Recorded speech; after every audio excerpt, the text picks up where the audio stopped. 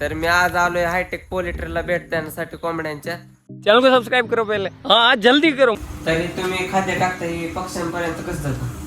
ही bag आहे कंपनीची गाडी आली इथं बॅग ठेवतात. हां तिथून सगळ्या बॅग ह्याच्यामध्ये टाकायच्या आपण. हां तिथून मग आतमध्ये जाते ते. हां तिथं ह्या पॅनल आहे इथं. ते पूर्ण भरल्यानंतर ही चालू करायचं. ऑटोमॅटिक आतमध्ये जाणार पाहिजे.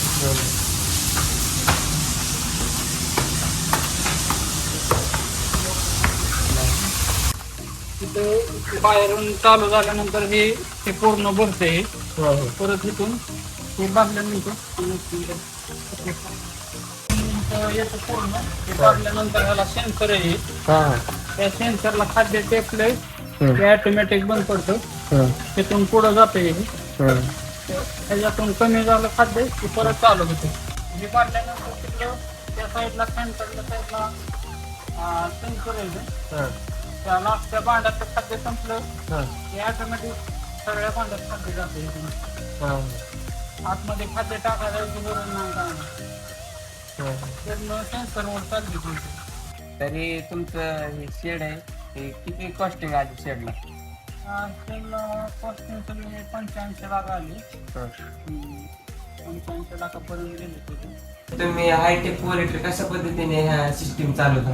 तर आपले पोल्ट्री सगळे इथून कंट्रोल करता येते ह्या 2-3 पॅनलवरती. हे टेम्परेचर आहे ते इथून सेट करायचे. आतल्या लाईटसाठी हीटरसाठी आणि आपले जे 8 फॅन चालतात ते तिथून चालतात सगळं. जसं आतमध्ये टेम्परेचर आपल्याला ठेवायचं तिथं सेट केलेलं असतं टेम्परेचर. टेम्परेचर जर वाढलं तर जी कूलिंग आहे ते ऑटोमॅटिक चालू होतं. जास्त टेम्परेचर झाल्यावर तेवढं कूलिंगवर पाणी पडतं. टेम्परेचर कमी झालं ते ऑटोमॅटिक बंद पडते. तिकडे जसं आतमध्ये वातावरण पर्यंत तसं फॅन चालू व्हायला 8 फॅन आहे. आता सध्याला 6 फॅन चालू. आतमध्ये टेम्परेचर वाढलं तर ती फॅन चालू होतात बाकी सगळे. पूर्ण पोल्ट्री चालते या फॅनवर. म्हणजे तर गरज नाही कोणाची चालू करायची.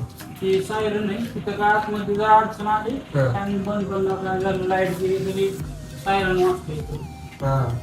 मग तुम्हाला लगेच कळणार तर कुठं काय प्रॉब्लेम झाला तिथं दाखवतो. अलार्म देते इथं. तुमची कॅपॅसिटी किती पक्षी सांभाळायची? आपले 16,000-15,000 कॅपॅसिटी. आता 16,000 पक्षी टाकले जाते. तुम्ही पिल्ला आणल्यावर लहान पिल्ला आणल्यावर संगोपन कसं करता? पक्षी रात्री 10 नंतर येतात. आल्यानंतर त्यांना 33 सेल्सिअस आतमध्ये टेम्परेचर द्यायला लागते. त्यासाठी आपण तिथं गॅस ब्रोडर ठेवलाय. त्याला गॅसवर हेट द्यायला लागते. ते आपलं पूर्ण पॅनल बाहेर पॅनल आहे. तर जसं आपण कमी टेम्परेचर झाले तर ती गॅस ब्रोडर ऑटोमॅटिक चालू करते. म्हणजे कंपनी तर्फे का नाही ते आपण स्वतःच घ्यायला लागते. सगळं कंपनी फक्त पक्षी खाद्य पुरवते. बाकीचा खर्च आपल्याला करावा लागतो. तर हे पिल्ला येते ते पिल्ला मोठं होत तर तुम्ही कोणत्या प्रकारचं खाद्य देता? तर पिल्ला आल्यानंतर त्यांना असं लहान खाद्य असते. आपल्या थोडक्यात सांगायचं तर पहिल्या दिवसात 1 नंबर खाद्य चालू होते. परत 10 दिवसांनी 2 नंबर खाद्य चालू होतं. त्याची साईज मोठी येते. असं करत 4 नंबरचं खाद्य आता चालू आहे ह्यांना. 4 नंबरचं म्हणजे थोडं असं आपले गोळे पेंडीसारखं थोडं मोठं येतं. जसं त्यांचं वेट वाढ तसं खाद्याची साईज त्यांनी वाढवली जाते. मोठी देते. खाद्य किती लागतं महिन्याचं?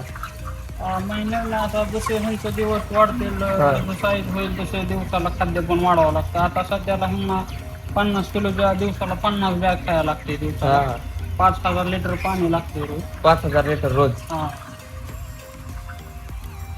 तर मी आल्यावर बघितलं हे काय नेमकी सिस्टीम कशाची? आपलं टेम्परेचर मेंटेन करायसाठी ह्याची हाईट 9 फुटाची केलेली. ह्याच्यावरती पत्र आहे. ते आपलं ह्याच्यावरती 9 फूट अंतर घेऊन पेपरने पॅक केलेले आहे. आतमध्ये टेम्परेचर मेंटेन राहण्यासाठी. जास्त हाईट असल्यावर टेम्परेचर मेंटेन ठेवता येत नाही. त्यामुळे ह्याची हाईट 8 फूट 9 फुटापर्यंत ठेवू शकतो आपण. माणसाला जाता आलं पाहिजे बॅग घेऊन एवढं हाईट ठेवलेली आहे आपली. आपल्याला तशी पिलांची हाईट वाढन तशी पण ते वरती घेतलं जातं तशी पिलांची हाईट नुसार. खाद्यपदार्थ फिटर आणि पाण्याचं ही करायचं सिस्टीम पिल्लं मोठं झाल्यावर वर कसं जातं पण हे काय वायर कशाच आहे नेमके? सेन्सर आहे हे. हा ते पूर्ण आपलं टेम्परेचर जी पॅनलला ह्याच्यावरती जी पावसाची पॅन आहे त्याच्यावरती चालतात. त्यातलं टेम्परेचर जसं वाढून कमी होईल तसं त्या पॅनलवरून फॅन चालतात. हा. ते किती लावले काय आता? सेन्सर 3 सेन्सर आहेत. हा. पूर्ण तर तुम्हाला हे पक्षी पाळतात तर ह्याच्यात अनुभव कसा आला तुम्हाला? पहिले जसे काय माहिती नव्हतं एवढं मला. हा. त्यामुळे थोडं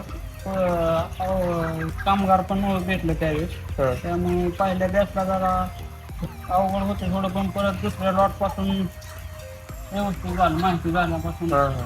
नाही काय आता अडचण, व्यवस्थित चालेल. ते शेड किती ह्याच्यात आहे, किती गुंठामध्ये? हे आपलं 315 बाय 40 शेड आहे.